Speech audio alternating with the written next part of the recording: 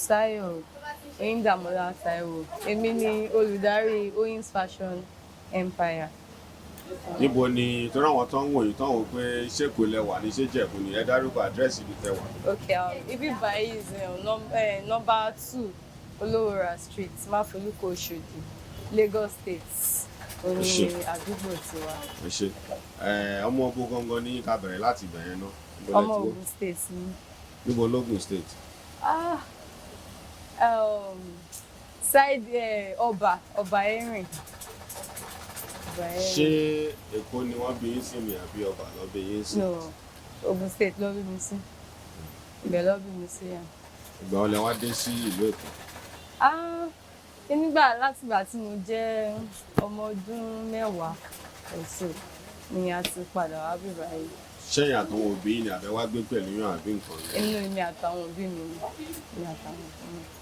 Ìgbà tí wá dé sí Èkó, kí ni àwọn nǹkan tẹ́ ṣe kékeré ṣe lọ léèwé rárá àbí nǹkan kan mọ́? Mo lọ léèwé.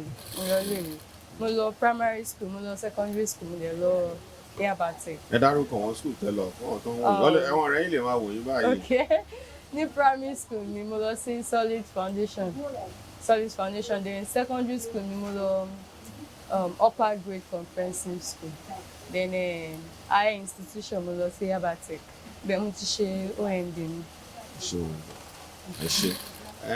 Kí ló wá báwo ni iṣẹ́ tẹ́ ń ṣe yìí báwo ni ó ṣe wá bẹ̀rẹ̀ kí ló bá dé? Nǹkan tó bá dé ni pé mo fẹ́ràn láti máa ránṣọ gidi síra mi lára. Mo dẹ̀ máa ń rí báwọn èèyàn ṣe máa ń múra. Mo like bó ṣe ń múra. Mo like kí máa mix style ṣá papọ̀. Bẹ́ẹ̀ mo ṣe go into it. And again, mo tún wá jẹ́ èèyàn tó ń pé mo like kí máa make owó mi fún ara mi. So yẹn ló tún jẹ́ kí n wọlé pé àti bá ń ṣiṣẹ́ máa make owó out of the iṣẹ́ tí mo ń ṣe. Ẹ ṣé. Ẹ jẹ́ ká padà sẹ́yìn díẹ̀. Torí tá bá ti wá bá yín bá máa ń fẹ́ bọ̀wọ̀ fún àwọn tí wọ́n ń kọ́ yín níṣẹ́. Níbo lẹ ti kọ́ṣẹ́? Kí lórúkọ ọ̀gá yín? Ọdún mélòó lẹ fi kọ́ṣẹ́? Kí ni àwọn nǹkan tó ń ṣẹlẹ̀ nígbà tí ẹ̀ ń kọ́ṣẹ́? Torí a máa ń gbóríṣiríṣi gbogbo tí wọ́n bá ń kọ́ṣẹ́ ìjà máa ń pọ̀ gan-an. Ọmọ ní kẹ́ kúnlẹ̀ mọ́ra wọn. Ó yẹ mo láti orúkọ ọ̀gá yín àti ibi tẹ́ ti kọ́ṣẹ́. Orúkọ ọ̀gá mi is Mrs. Lara. Orúkọ fashion house is Lafa Fashion. All really try to. Níbo ló wà? Níbo ni? Ó wà ní iwájú Yabatech ni wọ́n wà. Àwọn lẹ́gbẹ̀ẹ́ WAEC building ibẹ̀ ni wọ́n wà. Ibẹ̀ lọ́yìn ṣọ́ọ̀bù wọn wà. But as at now, wọ́n àpọ̀ ti move pé ibẹ̀ ni wọ́n wà nígbà tí mo kọ́ṣẹ́. So ọdún mélòó lẹ fi kọ́ṣẹ́ ńbẹ̀? Kí làwọn ìrírí tó wà ńbẹ̀ nígbà tẹ́ ń kọ́ṣẹ́? Ọdún kan ni mo fi kọ́ṣẹ́. Mo fi ọdún kan kọ́ṣẹ́. Mo dẹ̀ fi every other time yẹn mo fi ń upgrade lórí ara mi náà. Kò ṣe pé mo kọ́ṣẹ́ tán ni mo kọ́ ṣe but mo ń kọ́ṣẹ́ èmi náà tún lẹ́yìn ìgbà tí mo kọ́ṣẹ́ tán mo tún upgrade mọ́ lẹ́yìn lọ́dọ̀ tèmi. Ṣé sanwó ni àbọ̀fẹ́ ni? Mo sanwó fún duration 1 year náà ni mo sanwó fún. Ohun mímọ̀ tó máa ń lò kọjá ọdún kan tó bá ń fi kọ́ṣẹ́ kí ló fà? Ẹ mọ̀ pé irú tèmi ń sìn iwájú school ni. So bí mo ṣe wọ school mo enroll fún training fún kíkọ́ tailoring náà papọ̀ mọ́ school tí mò ń kọ́. So ìgbà míì mo máa need láti ṣe exam tẹ́ pé mi ò ní lọ máa need láti kàwé. So mo máa ń skip bóyá 2 months interval láti fi kàwé láti fi ṣe exam. Mo máa ń padà náà lọ kọ́. So ọdún kan yẹn náà mo fi kọ́. Reason why táwọn ẹlòmíì lè fi pẹ́ ni bóyá tó bá ní any other thing tí wọ́n join mọ́ iṣẹ́ tí wọ́n kọ́. Or ìgbà míì àwọn ẹlòmíì náà dẹ̀ máa ní issues nílé tí wọ́n kì í feel tó fi máa yẹ kọ́ pẹ́. Ọ̀ṣẹ́ ń sọ pé èèyàn lè fi ọdún méjì kọ́ṣẹ́ ní sí compulsory gbọ́dọ̀ jẹ́ 1 year náà ni.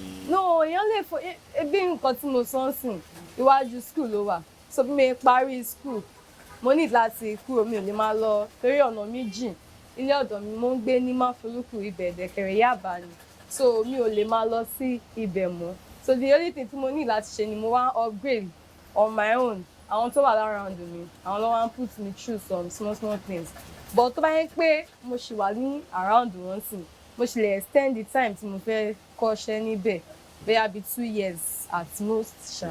Ó yẹ kéèyàn tí mo ṣe téèyàn. Ọdún wo ni àti pé kí ni irú àwọn ní ìmọ́dún tẹ̀ ń sọ yìí tó ní mọ̀ pé ọdọọdún ni fashion ní change oríṣiríṣi kan ń ṣẹlẹ̀ kí ni àwọn ìyàtọ̀ nígbà tẹ̀ ń kọ́ṣẹ́ pẹ̀lú sí.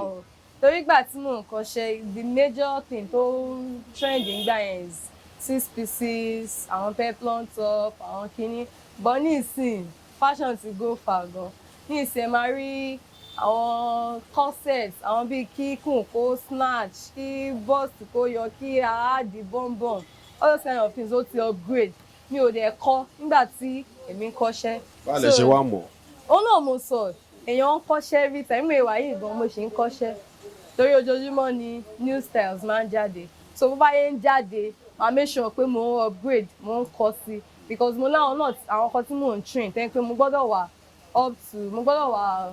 up to date about it. So ẹ mention nǹkan kan táwọn ọkùnrin á máa wò ó pé ẹni ẹ máa add bọ́m̀bọ̀m báwo lẹ ṣe ń ṣe yẹn. add bọ́m̀bọ̀m pẹ́pẹ́ tẹ̀ ní notice torí most of the cloth ẹ máa ń rí online náà kò ń ṣe dín wọn gangan ni ó ní báyìí máa ń kàwé tó ṣe máa make sense. ṣáṣẹlẹ wá ń fi sínú àbí ẹ ń fi. no foam la máa ń fi sí àwọn foam material la máa ń fi sí.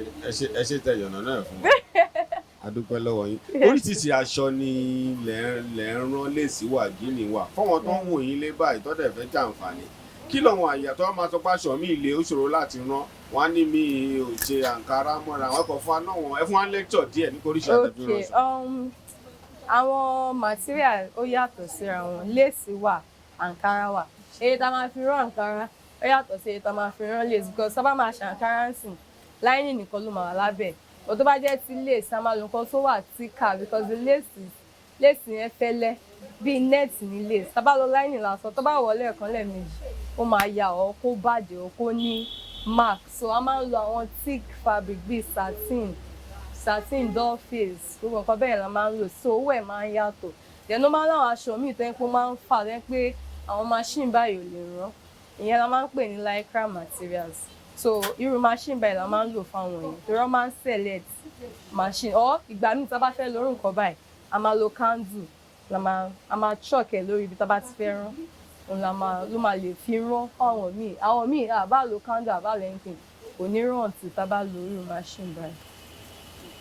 a sì máa sọ̀rọ̀ pé ẹ ti gbé ok kó tó di pé ẹ sọ̀rọ̀ nípa àwọn machine oríṣiríṣi kí ló ń gbé style jáde níbo ni style ti ń wá torí ojoojúmọ́ ni new style níbo ló ti ń wá. èmi tún mí nǹkan tẹ́mi feel ni pé téèyàn bá ti ní plenty style mo lọ party lẹ́nìí mo wọ skirt and blouse mo lọ party lọ́la mo wọ gown mo lọ lọ́tùnla mo wọ ṣòkòtò àtẹ máa fẹ́ tún spice ẹ̀ up so torí ẹ̀ náà ni àwọn èèyàn ṣe ń gbé new style jáde bíi bóyá tá bá rí apá aṣọ kan a lè gbé sí ọrùn aṣọ míì ó yẹ yín bóyá rán style kan lé ní ìsìn aláìkẹ́ gan-an bọ̀ nǹkan tá a láìkì jù nínú aṣọ yẹn bóyá ọrùn àtàpá ẹ̀ a lè wá gbé apá àti ọrùn yẹn ká gbé sí ìsàlẹ̀ style mi so bí style ṣe máa ń yọ nìyẹn a máa ń gbé síra wọn ni òun ló fi máa ń recreate new styles. so fáwọn tó ń wò yín káàkiri àgbáńláyé kò sí style náà tó fẹ́ gbé wá fún yín sí tẹ́ ẹ̀ lè rán báyìí. kò sí style náà àfi aṣọ ọkùnrin là ń rán bọ̀ anything tó jẹ́ tóbìnrin ń rán gbogbo ẹ̀ là ń rán bíbẹ̀ tóbìnrin ń wọ̀ gbogbo ẹ̀ là ń rán. tẹ̀lé máa dì sí tí bọ́ọ̀bù máa fi jáde. àmọ́ àdì sí tẹ bá fẹ́ look figure 8 kí figure 8 yẹn kó hàn díẹ̀ àmọ́ àdì sí. ẹ ṣe bá ṣe ń wò yín bá rí pé bíi machine méjì mẹ́ta la rí yìí àtẹ̀lé kó yàtọ̀ síra wọn èyí tẹ̀ ń lo yàtọ̀ sí ti àǹtí tó wà lẹ́yìn yẹn lọ ẹ̀yìn ọ̀nà náà fún wa kí lọ́wọ́n ìyàtọ̀ machine yẹn tó bá ṣe láyé. irú machine eléyìí sìn iná lélẹ̀ ń bá ṣiṣẹ́ so ó máa ń jẹ́ kí iṣẹ́ èèyàn kó fast ẹ bá fẹ́ ránṣọ sìn tẹ bá lo machine ilé ó máa ya yín lára láti tètè parí ẹ̀ ju ilé and again stitch ẹ̀ náà tún máa ń dà because ẹ bá ti set stitch yẹn ibẹ̀ ló máa wà kò ń ṣe pé ó máa jump but ìgbà míì tẹ bá lo eléyìí sìn ó máa ń wà òkè náà but ìgbà míì téèyàn bá ti stitch aṣọ tán bẹ́ẹ̀ èèyàn lọ́ọ̀kì stitch èèyàn á fẹ́ continue èèyàn lè má gbé padà sí line tó wà ní pé stitch téèyàn bá lò sí ló lè yàtọ̀ sí ibòmíì so ìyàtọ̀ ẹ̀ ní and again eléyìí a lè lò tí ò bá sínú ẹ mọ situation Nigerian sìn kò ṣe every time níná máa ń wà kò dé ṣe every time náà la máa ń tọ́jú ẹ̀ nítorí owó epo tó ti wọ́n so a máa ń lo ilé majorly most times ló lè máa ń serve purpose ẹ̀ náà. fọwọ́n tó ń wo ìsúnmọ̀ kó máa ná àwọn ìnira kọ̀ọ̀kan tó wà ní ẹni tó ń ṣiṣẹ́ yìí náà torí mò ń wò pé ẹ̀ ń jókòó pẹ́ ń bẹ̀rẹ̀ kí lọ́wọ́n kọ́kọ́ tẹ́ bá wọn pé lóòótọ́ o bá ṣe ń ṣe ó náà nǹkan náà tá a náà máa ń face tó jẹ́ bí ìnira díẹ̀ fara.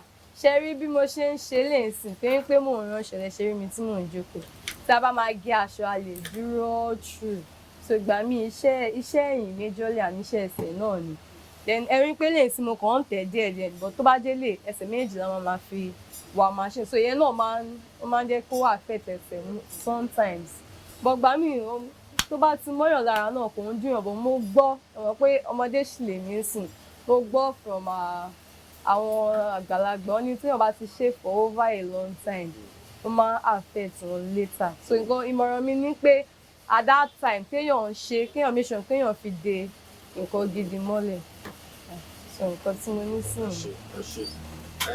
àwọn aráàlú fẹ́ ràn wọ́n aṣọ kọ̀ọ̀kan tẹ̀sí náà tẹ̀sí parí torí wọ́n á fẹ́ gbéṣẹ́ fún yín náà aṣọ wo lẹ lè fi wọ̀n wọ́n lára wọn aṣọ tẹ̀sí rán tẹ̀sí parí wọ́n tún jàǹfààní yẹn náà. irú ìtì àti rán tó wà ní tansin òun ló ń trend nsìn òun làwọn èèyàn like láti rán sìn òun la máa ń pè ní corset bọ́rí eléyìí sí mi ò wá di bọ́m̀bọ́m sí òun la máa ń pè ní corset so ibi ọyàn yẹn ní corset line and ibi waist yẹn ò ní corset a máa ń fi nǹkan sínú ẹ̀ tó máa yẹ kí ikùn èèyàn lọlẹ̀ díẹ̀ sí then a-line ìsàlẹ̀ and ó wà èèyàn lè wọ̀ lọ sí party èèyàn lè fi ṣe wedding èèyàn lè fi ṣe any occasion no suit gbogbo occasion tí mo bá fẹ́ fi ṣe. irú material wo ló fi rán eléyìí tẹ̀ ń sọ yìí. irú eléyìí sì lace la lò a dẹ̀ lo rustic la fi combine a lo because nǹkan tó fi spice ẹ̀ up náà díẹ̀ náà ni bá ṣe combine yẹn sìn ó tún fi jẹ́ kó pista yẹn yọ dáadáa pé tá bá ní ká lo lace all through ó lè má yẹ kí ó má ti pọ̀ jù so part of the spice náà nìyí. bírò yẹn ṣe wà bẹ́ẹ̀ fọ́wọ́n tán wọ̀ wá káàkiri ń sìn tó bá fẹ́ gbèrú kíní ìjáde ń sìn ó máa tó bí ẹ fún aláìdíà iye tó máa cost. tí ó bá máa gbé lace wá ó lè gbé lace bíi 4 yards of lace ó kéré jù 3 yards of lace bẹ́ẹ̀ tó bá sanra ó lè gbé 4 yards of lace wá lẹ́yìn tá a bá fẹ́ gba owó fún eléyìí sìn à ń gba 15k upward. But tó bá jẹ́ pé ẹ fẹ́ ra material àti everything. tá a bá fẹ́ ra material rẹ̀ ní a lè gba 50,000 lọ́wọ́. 50 fúrú nǹkan tó sọ́nà ẹ̀. wow kò easy o.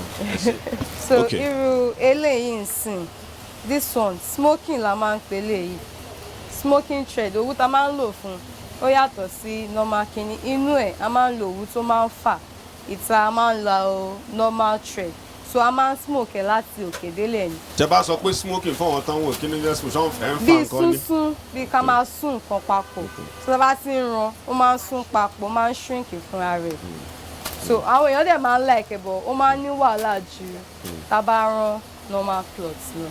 sọ̀rọ̀ àwọn èèyàn wo ló lè wọ ilé báyìí. anybody àti lẹ́pà o àtọ̀rọ̀bọ̀ o àti medium size o anybody ló lè wọ. wọ Ankara lẹ fi lè máa rán ilé yá bi. Ankara or material a lè fi léèsì rọrùn nǹkan báyìí Ankara or material nìkan la lè fi rán. so bí eléyìí sìn bí kí ni cost eléyìí báyìí sìn. irú eléyìí sìn a lè báyàn ṣe ní 10,000 naira. ó ṣe wà. 10,000 naira irú eléyìí báyìí. torí káàkiri lọ́wọ́ èèyàn ti ń wò yín so bó ṣe ń wò yín bó ti rán wọn ṣẹ́ díẹ̀díẹ̀ tẹ́ ti ṣe wọn kọ́ dẹ̀ tún máa pè yín tó bá di pé bóyá pé èèyàn kàn wò yín bóyá tí ò sí Nàìjíríà tó wò pé ó ní sáà kan tí òun fẹ́ kẹ́ bó òun rán báwo lẹ ṣe lè gbọ́ àbá àti yẹn. a máa ń deliver a máa ń cargo out of the country so the only thing tá a máa ṣe ni pé tó bá ti ní ìdí iṣẹ́ bẹ́ẹ̀ yẹn a máa sọ̀rọ̀ lórí WhatsApp then máa send style tí wọ́n fẹ́ sí wa then a máa ń ṣe video call tẹ́ pé a máa kọ́ wọn bó ṣe máa take measurement wọ́n máa ní tape proof àti èèyàn tó lè máa bá wọn so bí èmi bá yẹn ṣe fídíò yẹn èèyàn kan wà pẹ̀lú mi máa wọ́n tó bá yẹn wọ̀ tí bá yẹn fi wọ́n wà wọ́n náà máa follow suit wọ́n lè fi send measurement tó bá yẹn send measurement tá bá ti rán tán a máa káàgò ẹ̀ fún wọn ó dẹ̀ máa ń wà òkè ó máa wà pàtàkì. so ẹ ti ń ṣe dáadáa tó dáwọn tó wà nínú ìlú pọ̀ tó ń wò yín báyìí ẹ ti ń ṣe dáadáa irú èèyàn yẹn tó bí ò ṣe sí bí tó bá tó ní bọ́m̀bọ̀m náà nǹkan ẹ lè fi sí náà bẹ́ẹ̀ ṣe rí yẹn náà. a lè fi sí. ẹ̀sìn so ìyẹn tuntun wà fún àwọn tó bá wà ń ta náà nítorí akíní ẹja sọ̀rọ̀ ń pa iṣẹ́ kíkọ́ ń sìn nípa environment àwa yìí ṣé ó ti náà àwọn èèyàn tẹ́ ti kọ́ rí torí àwọn yàtọ̀ sọ́wọ́n tó máa ra aṣọ náà wọn níwà tí ẹ kọ́ máa fẹ́ kẹ́ kọ́ wọn níṣẹ́ ṣó náà wọn tẹ́ ti kọ́ ń ṣe àti pé nísìnyí ipò wo lẹ wà ń sìn gbàṣẹ náà ọmọ iṣẹ́ lọ́dọ̀ ṣáwọn èèyàn lè kọ́ṣẹ́ nǹkan. bẹ́ẹ̀ ni mo láwọn tí mo ti kọ́ mo láwọn tí mo ti kọ́ níṣẹ́ tí wọ́n ti ní shop Àwọn bí àwọn bíi márùn-ún yà tó ti ní shop. Mo dẹ̀ láwọn tí wọ́n ti ní shop náà mo ti kọ́ níṣẹ́ àwọn náà ọ wà ọ̀pọ̀ bẹ́ẹ̀. Mo dẹ̀ láwọn tí mò ń kọ́ lọ́wọ́ náà. So tẹ́ bá náà ti kọ́ àwọn èèyàn oníṣọ́ọ̀bù oníṣọ́ọ̀bù á tó mèrè tẹ́ bá máa ká yìn nọ́mbà àti tí. Tá bá máa kà á wọ́n máa ju 20 lọ. Kò wọ́n dẹ̀ mọṣẹ́ lọ́dẹ̀ tí ń ṣiṣẹ́. Tọ́ bẹ́ẹ̀ ni. Báwo ni torí nǹkan tá à ń gbọ́ nísìnyí ni pé àwọn èèyàn fẹ́ kọ́ṣẹ́ mọ̀ nǹkan ọ̀kan wò ó dà ń gbọ́dọ̀ tí yìí kò fẹ́ rí bẹ́ẹ̀ ṣó níbẹ̀ yìí ṣe ń ṣe ni bóyá sọ́dọ̀ ọkùnrin ló fì sí ni ṣé kò rí bẹ́ẹ̀ lọ́dọ̀ obìnrin. no méje ọ̀nà méjì ni èmi kàn feel pé kò sí bí ó bá ṣe lè báàdì tó bóyá nínú 100 people ní pé àwọn èèyàn fẹ́ kọ́ṣẹ́ àwọn èèyàn fẹ́ kọ́ṣẹ́ nínú 100 ẹ tẹ̀ sì lè rí àwọn 5 tó serious tó fẹ́ kọ́ṣẹ́ torí pẹ̀lú bí situation Nàìjíríà ṣe ń lọ sìn ẹni tí ó bá ní nǹkan tó ń ṣe iṣẹ́ ọwọ́ tó ń ṣe ó kọ̀ kí má lọ waste time rẹ̀ because faith oníkálukú ti ẹ̀ yàtọ̀ ná béèyàn ṣe máa lànà ó yàtọ̀ but ó yẹ kéèyàn ṣì ní extra skill yẹn papọ̀ mọ́ nǹkan téèyàn bá ń ṣe irú èmi ìgbà tí mo wà ní school iṣẹ́ tí mo kọ́ náà mo tún fi ń jẹun díẹ̀díẹ̀ nígbà tí mo wà ní school. Kí ni ìyàtọ̀ ìgbà tẹ̀yìn kọ́ṣẹ́ pẹ̀lú nǹkan tó ń ṣẹlẹ̀ ní ayé ìsìn pẹ̀lú àwọn tẹ̀ ń kọ́ṣẹ́?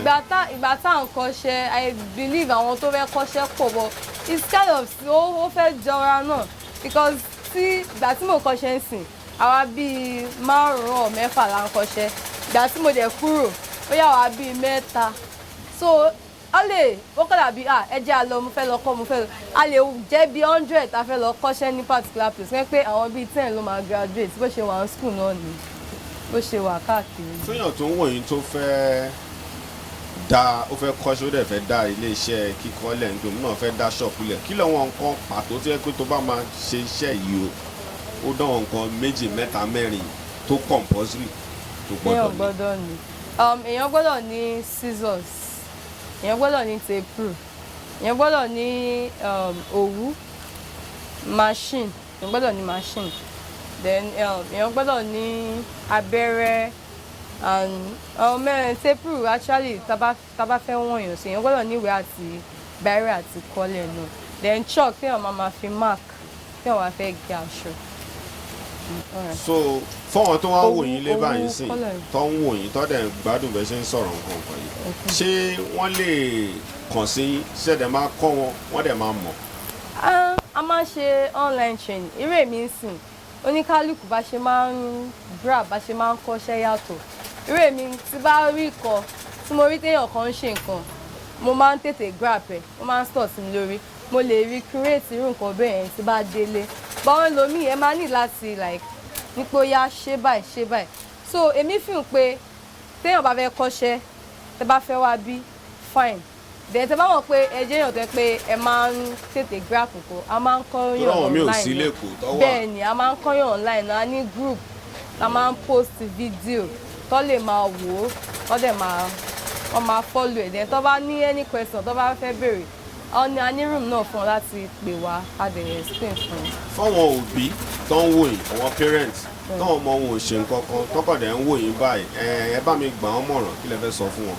nǹkan tí máa advice àwọn òbí ń sìn tó bá tẹ̀ ń ṣiṣẹ́ tailor any iṣẹ́ ọwọ́ any tó bá jẹ́ business any other thing tí wọ́n lè keep àwọn ọmọ wọn busy pẹ̀lú kí wọ́n follow ẹ̀ because nísìn nǹkan tó ń ṣẹlẹ̀ ní surroundings wa sìn distraction pọ̀ gan sìn unlike before tẹ́ pé kò sí iPhone kò sí fóònù kò sí kinní a máa wá nǹkan tó máa ṣe plenty distraction wà gan sìn àwọn míì wọ́n lè jókòó sí phone from morning to night so kí wọ́n jẹ́ kí àwọn time yẹn kó wà productive fún wọn kí wọ́n fi ọmọ wọn sí ẹni iṣẹ́ tó bá wù wọ́n látọkàn láti kọ́ because ó máa help wọn along the line tí wọ́n bá tẹ̀ fi ṣiṣẹ́ gan wọ́n lè máa fi ṣe iṣẹ́ tara àwọn náà later. fọ́wọ́n ọmọ wa ń kọ́ tọ́wọ́n náà ń wò yín báyìí pé àkílà àǹtí ìtẹ̀sọ́ kí lẹ fẹ́ sọ fún un yálà ọkùnrin o ṣé ọkùnrin náà ẹ lè kọ́kùnrin lọ́kùnrin wá wá. a lè kọ́kùnrin bí àwọn ọkùnrin náà ránṣọ obìnrin náà so nǹkan tí mo advice àwọn young people nísìnyí pé àti kọ́ṣẹ́ ọwọ́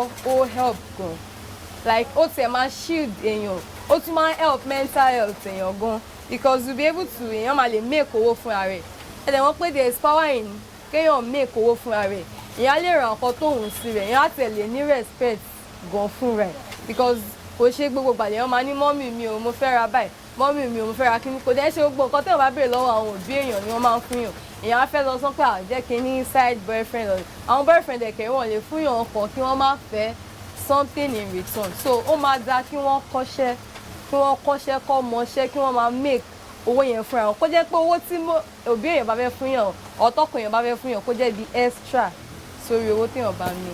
ṣáṣọ tẹ wọ ẹ wọn ra lé òṣèyìn náà lẹ́ran èyí tẹ wọ yìí. bẹ́ẹ̀ ni èmi náà mo ràn àwa la rán tẹ̀sí mi. ṣe lábàá mi dárúkọ iléeṣẹ́ yín lẹ́ẹ̀kan sí àti nọ́mbà tí wọ́n lè pè yín sí yálà whatsapp ni o tó lè pè yín sí. orúkọ iléeṣẹ́ mi is Oyin's Fashion Empire orúkọ academy wa is Oyin's Fashion Academy so mo ní Instagram page mo dẹ̀ ní Facebook page Instagram page mi is Oyin's Fashion Empire tó bá fẹ́ wò ọ máa type Oyin's Fashion Empire ọ máa rí then sí Facebook náà Oyin's Fashion Empire náà ni then phone number mi is 081 3112 9752 tí wọ́n bá fẹ́ reach me through phone 081 3112 9752. so nọ́mbà yín tẹ pé ṣé àwọn customers tó fẹ́ ránṣọ nìkan ni kò pé àbọ̀ wọn tó bá fẹ́ apply tó dáwọn ọkùnrin náà ṣọ́ lè apply ẹ bá mi dáhùn. all lè apply because our ti were taken already we are engaged. so káwọn ọkùnrin máa pè. I'm engaged sorry. ẹ ṣe kílẹ̀ tó fún gbogbo àwọn customer yín tó ti patronize yín àtàwọn tó ṣe ń wò yín for the first time kílẹ̀ fẹ́ sọ fún wọn. so àwọn customer mi tó ti ń patronize mi mo appreciate wọn gan because kò easy àti ṣe business and as èèyàn tó ń pé kò ní pé mo lọ business school mo ń ṣe iṣẹ́ ọwọ́ mo ń ṣe business náà mo pé bọ́yẹ̀ ń tolerate mi tí wọ́n dẹ̀ ń patronize mi náà mo really appreciate wọn and fún àwọn newcomers náà nǹkan tí màá sọ fún wọn ní pé nǹkan tí wọ́n bá fẹ́ nǹkan tó bá order fún la máa fún wọn a tún máa fún wọn ju expectation wọn gan lọ. ẹ ṣé gan, thank you so much. ẹ ṣé gan.